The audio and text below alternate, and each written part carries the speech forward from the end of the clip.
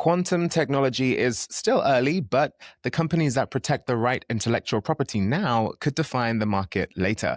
Today, we're looking at how Delta Gold Technologies is building its patent position and what that could mean for future partnerships and commercialization. I'm joined today by Michael Jones, CEO of Delta Gold Technologies PLC. Michael, welcome to the Watchlist. Thanks a lot. It's great to have you back with us. You've filed a provisional patent around quantum transducer structures, which feels like an important step in protecting the technology. So how does this position Delta to stand out in the emerging quantum technology landscape over the next few years? Well, I think it's a very important milestone for us. It's about 6 months early from what we planned. We're working with University of Toronto and Professor Harry Ruda. He's one of the most published authors actually in the space. He did his postdoctoral fellowship at MIT in quantum. So we're working with one of the top academics actually in the world. And it's very satisfying to see this directed research going towards commercial ideas and potential technologies and inventions.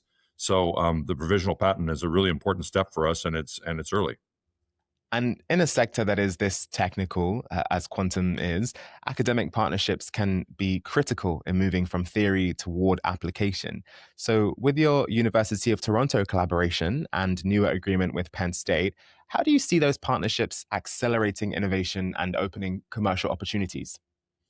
It's very interesting that with our agreements, we can actually direct academic research towards commercial applications. And I think this is something that we've really lost in general research, that academics can be actually great inventors. And there's many inventions in the history of the world that come from university research. So we're very excited to work with two great universities, and we see collaboration between the two universities as a really important aspect. And we're actually looking to even grow that further to add some universities in the UK. And we think Canada, the US, UK working together with the top people in the space is a very powerful tool.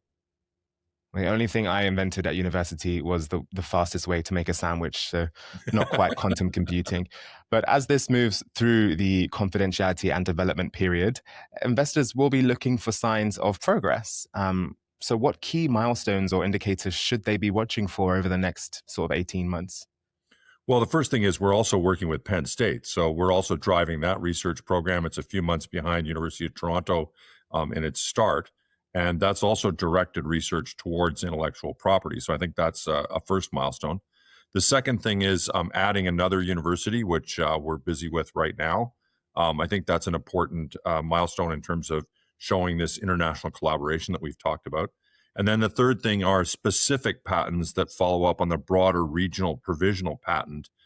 Those actually get more public and more specific about the types of inventions that we're nailing down. So all of those things are in our plans over the next 12 to 18 months.